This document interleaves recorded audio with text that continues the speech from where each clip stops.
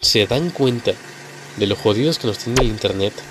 Literal, acaban de entrar a un video de un cabrón que va a hacer un torneo de torneos. ¿Saben cómo? Ahora, aunque el concepto suene medio raro, les prometo que vale completamente la pena, porque Yu-Gi-Oh! Siempre ha sabido hacer algo muy bien, y eso es los shippeos gays. Caballo homosexual de las montañas. Digo, los torneos épicos. Así que, quédense conmigo hasta el final, porque esto no solo es nostalgia, es juicio, ranking y hate bien fundamentado.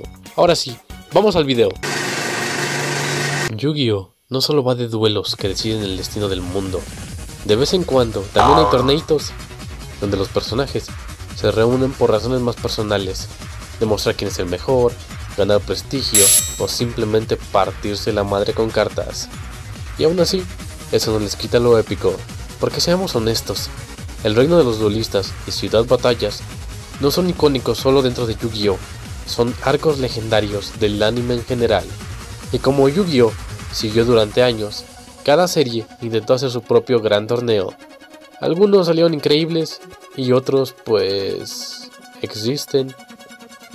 Por eso, en este video vamos a ordenar todos los grandes torneos de la franquicia, de peor a mejor, usando parámetros claros para medir que también funcionan como arco y así crear el ranking definitivo. Pero antes, veamos quiénes entran a competir.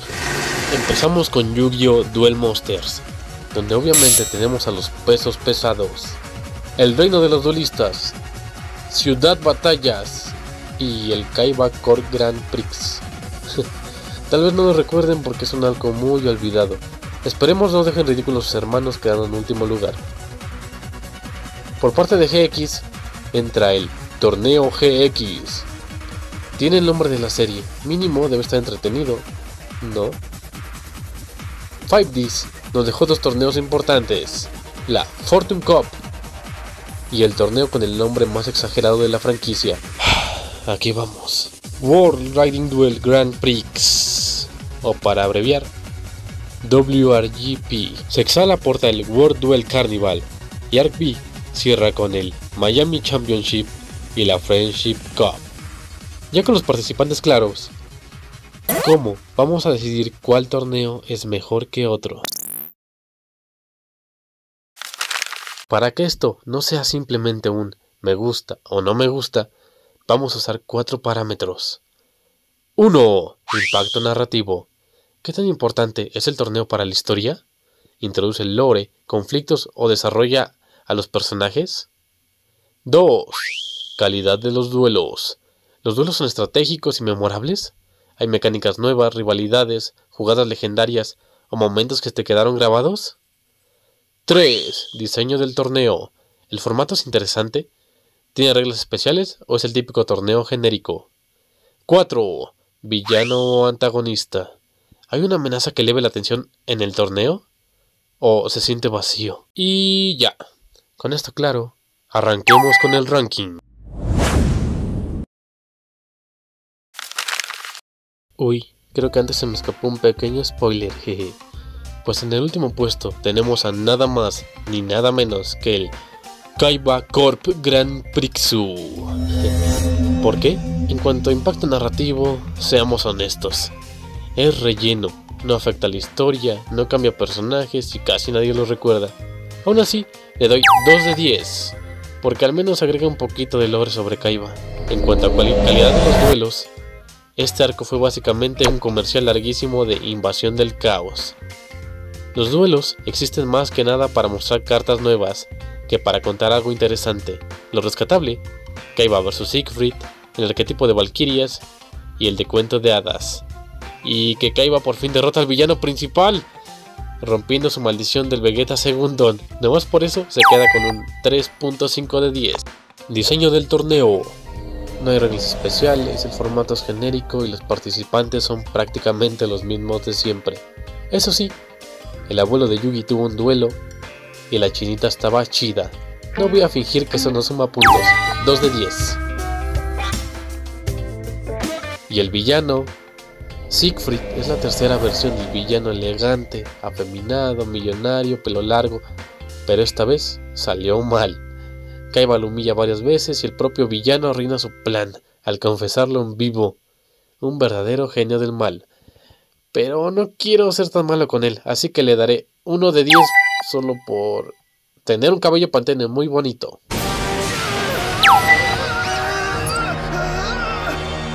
This isn't over. Siguiendo con los desdichados, tenemos en el puesto 8 al Torneo GX.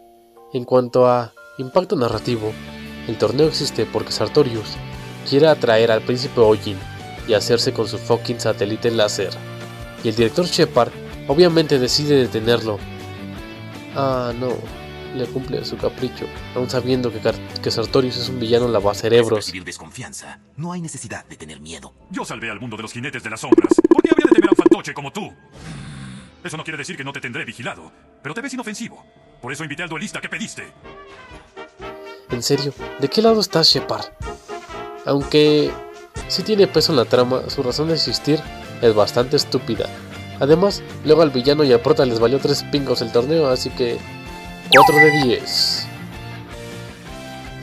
Calidad de los duelos. Los duelos importantes del arco ocurren fuera del torneo. La final ni siquiera es el foco, y la mayoría de los combates pasan fuera de cámara. Al menos tuvo un par de buenos duelos como el Zane vs Atticus y el Zane vs Cyrus. Tremendos duelos. Entonces, nomás porque Zane cargó todo este torneo infumable y se la pasó farmeando aura, desfilándose a todo el que se atraviese, le doy otro 4 de 10.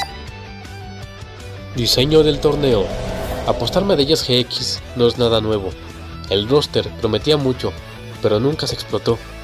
Al menos tuvo una regla anticamperos, que obligaba a todos a tener un duelo al día, así que nomás por eso le doy 3 de 10. Que se jodan los camperos. Villano. Sartorius es un buen villano, pero estamos calificando qué tan buen villano fue durante el torneo. Y bueno, en realidad lo ignoró olímpicamente, así que 1 de 10.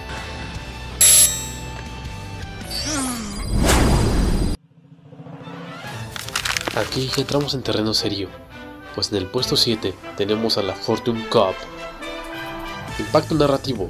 Aquí se introduce el lore de los Signers, el del dragón carmesí, sobre el momentum, los duelistas psíquicos, y se deja servido el arco de los Dark Signers. Como arco introductorio es excelente, 8 de 10. Calidad de los duelos. Muchos duelos son lentos y algunos bastante pesados. Se quisieron poner muy psicológicos, pero en lugar de ser entretenido, los volvió aburridos. No por nada los capítulos del duelo donde participa Luna son los peores calificados en IMDb, tremendo somnífero. Pero los duelos clave como Yusei vs Akiza, Bomber vs Yusei y Yusei vs Jack Round 2 valen totalmente la pena. 7 de 10. Diseño del torneo. Es un formato híbrido con duelos normales y duelos en motocicleta. Hologramas gigantes peleando 200 km por hora es objetivamente épico. 7 de 10. Villano. Rex Goodwin aún actúa del todo. No se sabe si es bueno o malo, pero eso genera una aura de misterio a su alrededor. Pero lo mismo que con Sartorius, al no participar no cuenta. Pero al menos la intriga que deja suma puntos. 2 de 10.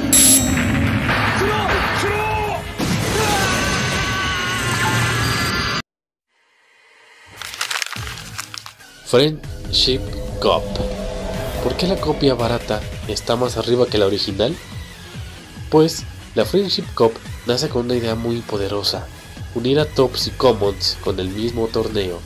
Una celebración que funciona como cortina de humo para calmar los conflictos sociales entre ambas clases. En papel, esta idea hubiera sido perfecta en 5DS, donde el conflicto era el corazón de la historia. En RB queda un poco meh. Aún así, le damos puntos por la buena idea. El torneo sirve para resolver el conflicto de clase en la dimensión sincro, hacer crecer a Yuya y darle a Jack otro momentazo de personaje, pues Jack le acomoda las ideas a Yuya, y eso se refleja en su estilo de duelo. Por la idea y por ese desarrollo, 6 de 10. Calidad de los duelos. Si algo sabe hacer Arc V, son duelos espectaculares. Su escritura es debatible, pero en acción sí que saben cocinar. El roster de personajes es de los mejores de toda la franquicia, y encima nos hypearon con el regreso de Jack y Crow. Con ese elenco, las posibilidades eran infinitas, y no decepcionaron, pues tenemos duelos brutales como Shun vs Crow, duelo de pájaros negros. Bueno, eso sonó mal. Yugo vs Aguagot, Yuzu vs el viejo que no recuerdo su nombre pero me caía bien, Shun vs el Bob Patiño de Yu-Gi-Oh, que aquí se revela como traidor. Parece que Shun sí vio Los Simpson y aprendió a que nunca debes confiar en un cabrón pelos de Maruchan. Y por supuesto, Yuya vs Jack, 2 rounds que son cine puro. Por todo eso, 8.5 de 10. Diseño de torneo. Aquí regresan los Riding Duels, y nadie los esperaba. Bueno, eso creo. Eso ya suma puntos. Además, los combinan con los Action Duels. Yo odio los Action Duels, no lo voy a negar, pero aquí hicieron buen equipo con los Riding Duels. Ahora, no solo importa cómo juegas, sino que tan buen conductor eres. El más rápido y el más hábil tiene más oportunidades de conseguir Action Cards. Súmale gran variedad de duelistas, estilos muy distintos, carreras, choques y estrategia. Todo eso hace que el torneo sea muy entretenido de ver. 7.5 de 10. En cuanto a villanos, aquí tenemos 2 villanos principales. Primero, Michael Roger, un infiltrado de la academia, cuya misión era debilitar la dimensión Synchro.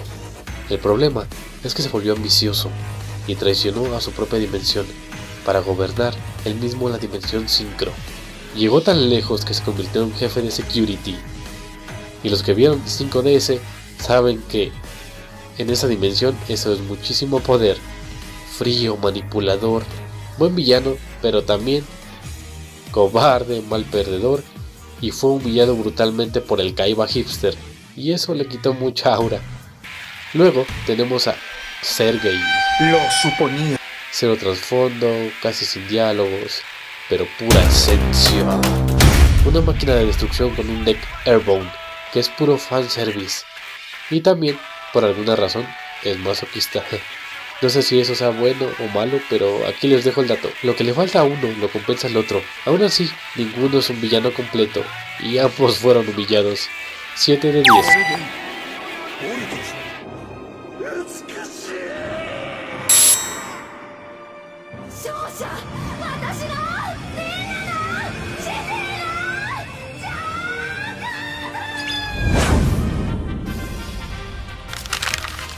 En el podio número 5 tenemos al World Duel Carnival.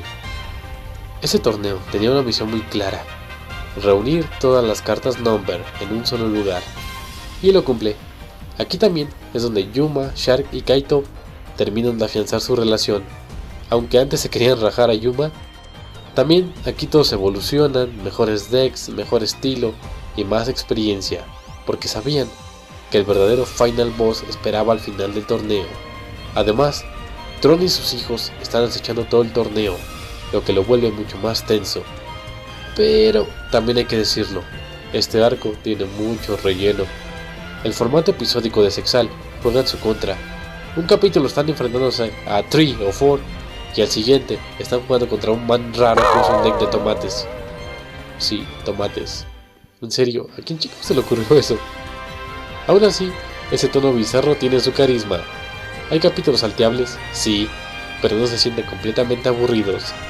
8.5 de 10. Calidad de los duelos. Aquí pasa algo curioso. La primera mitad del torneo tiene duelos raros, personajes muy peculiares, estilos extraños y enfrentamientos que no terminan de cuajar. No es hasta las finales cuando el torneo realmente se pone bueno, porque ahí sí nos dan joyitas como Shark vs 4, Kaito vs 5, Yuma vs 3, Kaito vs Tron, Yuma vs Gauche, Yuma vs Tron y el Battle Royale de la montaña rusa. El problema es ese, lo mejor está al final. Antes de eso hay demasiado duelo de relleno. Y aunque los duelos finales están muy cabrones, no hay tantos momentos legendarios que se queden grabados en la historia de Yu-Gi-Oh! Por eso, 6 de 10. La primera fase del torneo es bastante normalita, básicamente una ciudad batallas versión Temu. Pero en las finales sí que se pusieron creativos. Tenemos duelos en una montaña rusa, carriles paralelos donde puedes enfrentar a varios rivales, reglas tipo Battle Royale, y ustedes ya habrán notado que amo ese formato. Battle Royale igual GOT. Alianzas, traiciones y duelos de varios contra uno, donde un personaje se saca el alma papiándose a todos. Lástima que esa fase dura muy poquito, me hubiera encantado verla más tiempo. Después pasamos a la siguiente fase, campos temáticos de espacio, selva, volcán y cañón. Cada campo es una carta mágica que beneficia a ciertos jugadores, y el mejor detalle es, los jugadores empiezan el duelo con la vida que les quedó en la montaña rusa. Eso provoca desventajas brutales y duelos mucho más tensos. La gran final es más tradicional, con Phil Sphere en campo, pero ahí los agregados ya no importan tanto, porque los duelos de por sí ya son épicos. 8.5 de 10. Villano.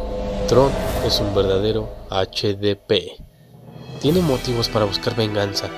Tiene momentos donde trata bien a sus hijos y eso lo humaniza.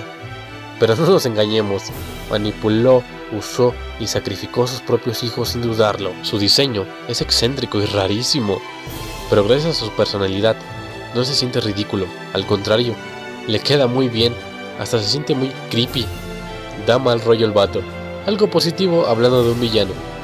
Y dato importante, es el único personaje de Zixal que venció a Kaito. Ni Yuma ni Astral pudieron hacerlo. Kaito era invencible, hasta que se topó con el enano más creepy de todo Yu-Gi-Oh! 8.5 de 10.